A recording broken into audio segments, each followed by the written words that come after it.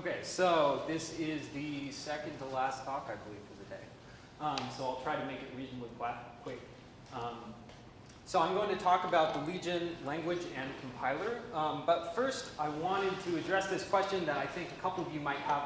Just like, how are we supposed to program this Legion thing anyway? Because it seems like we have a whole bunch of options now. So Legion itself is written in C++. We've got a C API for it, which I'm not sure we've mentioned, but it exists and you can use it. You can use it from Lua, you can use it from Terra. There's this language thing, which I'm about to talk about, and then we've got a bunch of VSLs that also target it.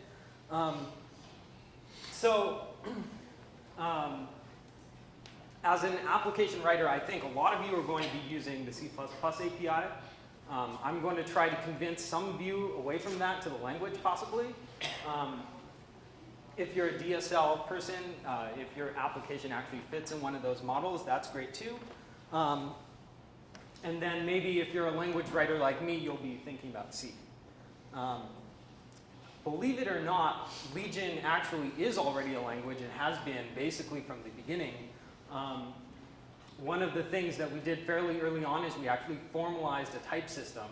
And so Legion is fairly unusual in that it's a runtime library with a formalized type system. We have a paper that we published in Uppsala about that last year. But one of the things that's a limit in the current implementation of Legion is that our analysis to figure out if tasks can run in parallel is completely dynamic. So we discover all of the parallelism at runtime, and we get away with this without too crazy overheads by hiding that cost with deferred execution. So as long as we can build a chain of things that we can keep doing, and we can stay ahead of what's currently being executed, then we can hide all this latency and not worry about it. But there are a couple of cases where the runtime has trouble getting ahead, and for those cases, performance suffers. And so the question that I want to consider is, what could we do with a Legion compiler? Could we get around these overheads that are currently limiting the runtime? So the way I like to picture this is on a plot comparing task granularity to scale. And a scale in this case means like how many nodes you're running on. And task granularity is like course might be something like MPI, where your tasks might take seconds, or sorry, not MapReduce. Versus on the far end for fine-grained, you might be thinking about things like CUDA or OpenCL, where a task might be like literally one like floating point instruction. So with Legion, with dynamic analysis, we can do this coarse-grained stuff pretty well, and we can push like down even into like the millisecond or possibly sub-millisecond range for task granularity. And for scale, like you already saw those SVD numbers where we can hit 8,000 nodes. But some of this, like really pushing on the scale, requires you to think a little bit differently about your programming with all of the advanced features that Mike went over in his previous talk. And so this, the higher end of this scale isn't necessarily even the simplest form of a Legion programming model. So the thing that I really want to emphasize is that with a compiler, we can push this boundary in both directions. We can get rid of some of these overheads that are limiting the task granularity, so we can push down into smaller granularity tasks. But hopefully we can also push up into higher scale machines, because the compiler can do analysis across all of the tasks that are running, because it has visibility over everything that's going on in the program, whereas the runtime only sees what's happening in some local space, and so it can't make global decisions about what's going on. So there are some other benefits. I think these are personally important to me. They don't tend to be quite as big sellers for HPC people, because HPC people tend to care about performance and nothing else. But having a language that's actually expressive, where creating a region is literally one line as opposed to like the 5 or 6 that we've shown. Having a type system that actually understands these operations and can catch like when like the errors that we've shown you, those errors have to be caught at runtime, and that those checks aren't even enabled by default because they're so expensive. Well, we can catch these things at compile time with this type system that I'm talking about.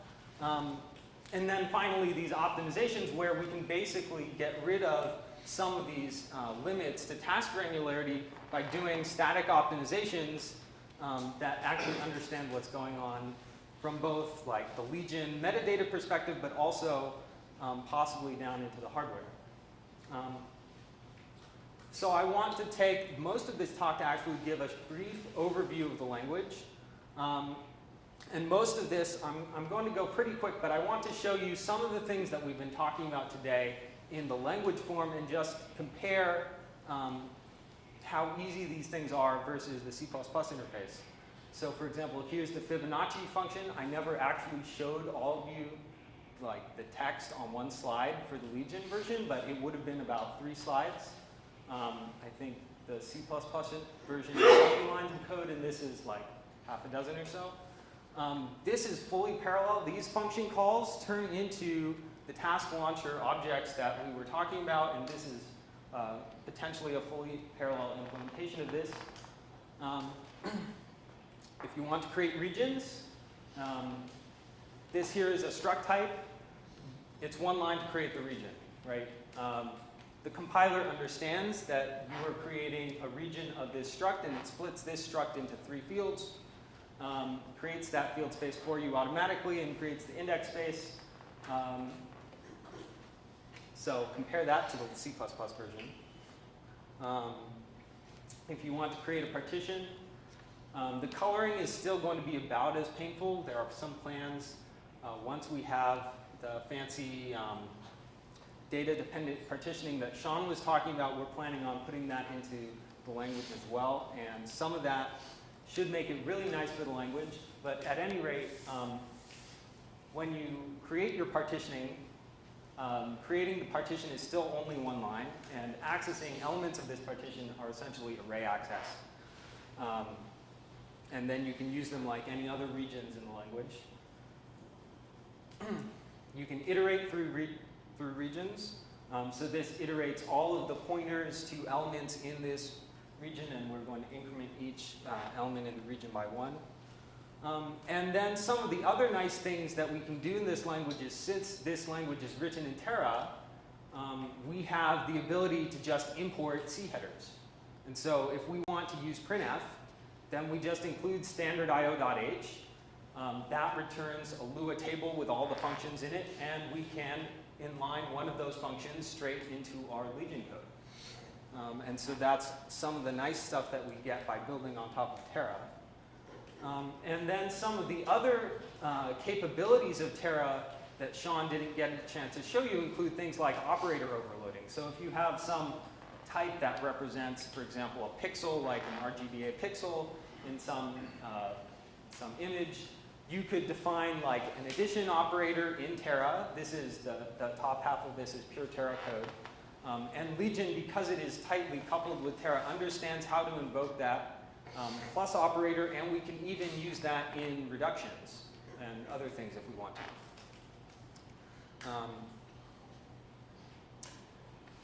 Of course, we have the same metaprogramming capabilities. And so, for example, if we want to generate a task that does some operation, this is just generating a sum over every element in a region. We can do the metaprogramming to generate this task for any type, and then invoke that. And then the other nice things about this language are really in the type system, because with the permissions being explicit in the types, we can catch things like writing to regions, which you didn't take permissions on.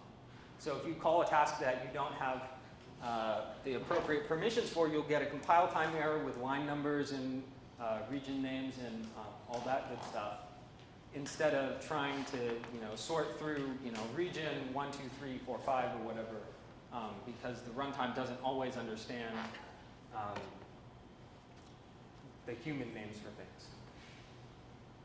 And then just one last example. This is actually an example that works, but it's important to know why it works. in C++, when you access Legion pointers, they're just raw pointers, and the Legion runtime doesn't know what region that's supposed to be pointing into. When you have pointers in the language, the pointers actually have the type of the region explicitly in the type. And so when you do a dereference like this one, the compiler knows that you have access to this pointer, and so it knows that that's safe. So that's just a really quick look at the language. There's a lot more to it. If you want to talk to me later, I'd be happy to talk to you about that. And then I wanted to just spend a little bit of time talking about the sorts of optimizations that I think we should be able to do in the language and really are the reason why we find this approach really compelling. If we're on, so why wouldn't I use the language? It seems so much simpler. Are there extreme overheads? Is it not as robust? So the biggest thing is that it's not completely done yet. So, so most of the code that I showed you will work. Charles's pennant code was something that I took and wrote in a previous version of the language. I'm currently updating it to support this newest version of the language. So there has been some testing. It hasn't received like the S3 level of testing that the main runtime has. And so in my experience, even when in theory there shouldn't be overheads, the first time you try something, or even the first 10 times, there's just going to be things that you haven't seen before. One suggestion is that maybe you can put some of the tutorials like the comparable region language. Maybe more of a question for all of us, but do you guys foresee these two, the library and the language, coexisting, or do you foresee more of the development and evolution focusing on one or the other? So I think we've seen a lot of development focused on the runtime so far. And I would expect more of it to focus on the language as the runtime becomes more stable. I think they will continue to coexist because not everyone's going to want to use the language. I mean, there will be people writing DSLs. There will be people who want the absolute highest performance and don't want a compiler getting in the way. And those people will probably continue to use C++ even when the language is mature and stable. So I would see them both. And there'll just be people who, for various reasons, don't want languages they never heard of in their code base. Right. I mean, that'll be one of the main reasons the C++ thing persists. But I think you're right. I mean, at some point, that we hope the runtime system is going to become stable, and it'll go into more maintenance mode, long-term maintenance mode, maintaining bugs and maybe adding some features over time. But development will shift elsewhere, and one of the things will probably be the language. So one other possible endpoint for some applications would be that you do all the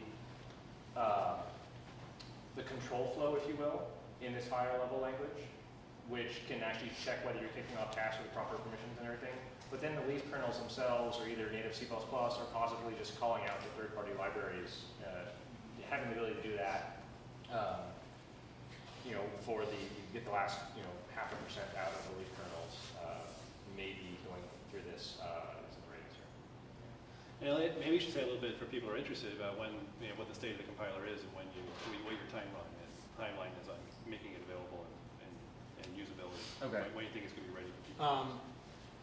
So the compiler is mostly feature complete right now with the things that I've been doing. I would expect, I had a previous version of the compiler that I was doing before, and there were some apps written for that. Those need to be ported to the new version of the compiler, and I would expect that to take a couple of months at least to get everything to the point where it's fast and usable and has nice error messages and all that stuff. If you are a brave person and you don't mind things that break or have bad usability, then you can come talk to me now, and I'd love to get you started. But it's going to be a little bit of a rough ride until I get some of that stuff sorted out. Question.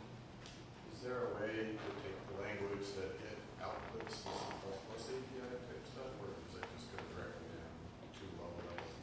So the compiler emits to Terra code right now. And the Terra code calls the C API, which is a wrapper around the C++ API. You could capture that. I'm not sure that you would want to necessarily. I mean, compilers tend to not generate super readable code if that's not specifically what you're trying to do. Yeah. So there are a couple of optimization opportunities that I think we really have in the compiler that currently are difficult to do in just the runtime system. And the main one is handling the dynamic dependence analysis. So for example, we've got some partition with two subregions, and these subregions are disjoint. If you have task calls that use different subregions, and the compiler can prove that the arguments are disjoint, well, so there's no reason for the runtime to do a dependence check here, right? We can just spit this straight into the runtime and say, okay, these are disjoint, just run them. And so this is a major goal for the compiler. Another thing that we've mentioned a couple of times, but haven't really dived into, is task fusion, which is something that we actually did by hand in S3D because we were seeing some higher runtime overheads, and we were trying to get those overheads down by amortizing the analysis cost. And so this is something you could imagine the compiler doing, and even doing actual inlining and optimization on the fused tasks instead of sort of just raw, like sticking them into the same function together. Do you ever see a main scenario for task fission? Could that be so fine granularity?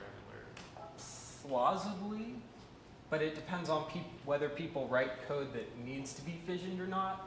And part of what we've been doing in Legion is writing the good code in the first place. I think if we make it easier to use them, we'll probably start seeing more of that code, right? If it's not just expert users who are using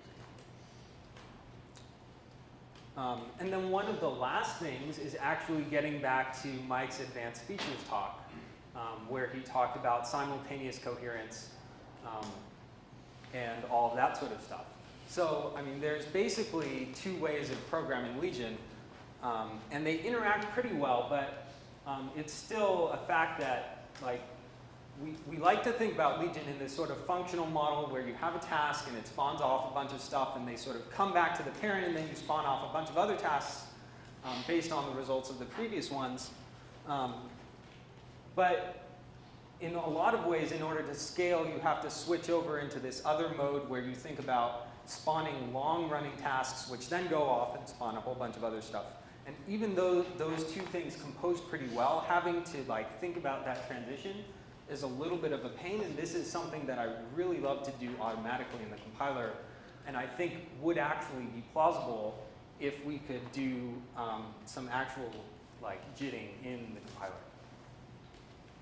My question relates more to the previous question about fission, but maybe something I should be into here. Are you thinking about supporting pragmas or hints, directives, anything? So I would, okay, yeah. So I actually have a slide. It's my next slide. So I don't frankly like pragmas, but I like what they let you do. And I think the way that I would like to go about this is I'd like to have a mapping interface. I'd like you to write the code without pragmas.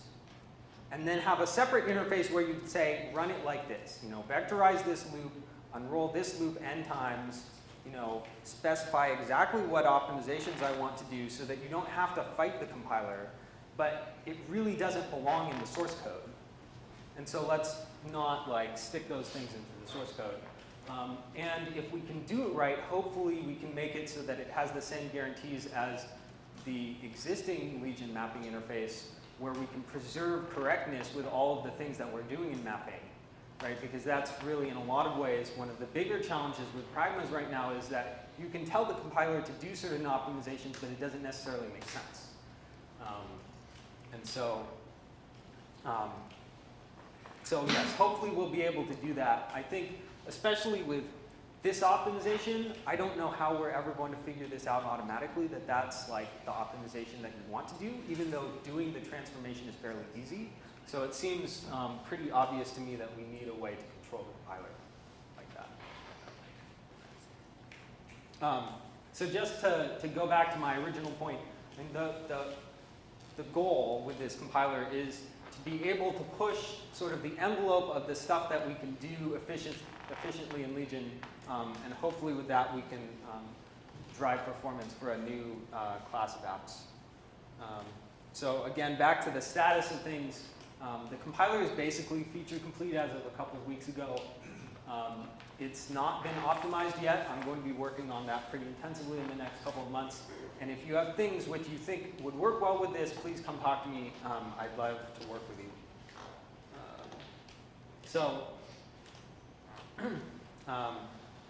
Back to the beginning again, how do you actually program Legion? If you're not interested in working that hard, you should probably try to stick with a DSL.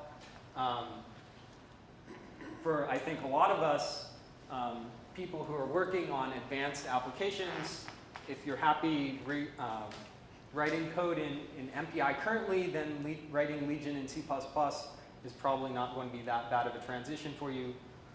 If you're adventurous, maybe try the language. So you're not locals? Not near locals. And then if you are a language or library author, then maybe you should think about C or Terra plus C. So that's all I've got. Okay. Questions?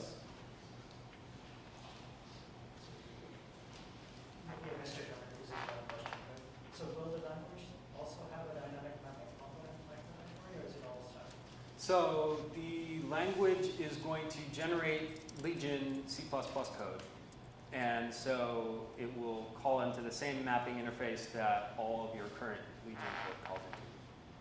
I guess the question is, as the application writer, do I still provide a dynamic Oh. mapping?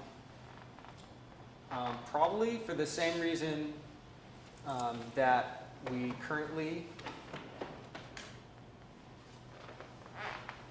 ask people to write their mappers, which is that the language isn't going to be able to guess what people want any better than the scheduler could, right? So we really want to keep the level of magic low, and so people are probably still going to write their mappers. And one of the things that we do want to investigate is automating some of that so that all of the things that happen sort of by magic in your current runtime systems could happen more automatically in Legion. But that would apply just as equally well to the runtime system as a compiler. Just to clarify one point of philosophy, we've talked a lot today about not having magic in Legion, and that is very, very important. But another way of thinking about it is just making sure that in the future we're not locked into a particular design. I mean, you can build a library on top of this and then have the magic. I mean, it'll be just like any other system in that you have something that makes the decisions for you, and that's what a mapper does when you write one. We have that now in the default mapper. But the point is we can change it. It's not going to be a decision that's made forever, and then we cannot re-architect that later if we want to. Right? So I imagine there'll be a variety of these things down the road, and people will experiment. And maybe ultimately there will be one best way that people come to, but I don't think that we know now enough about what that should be that we want to bake that into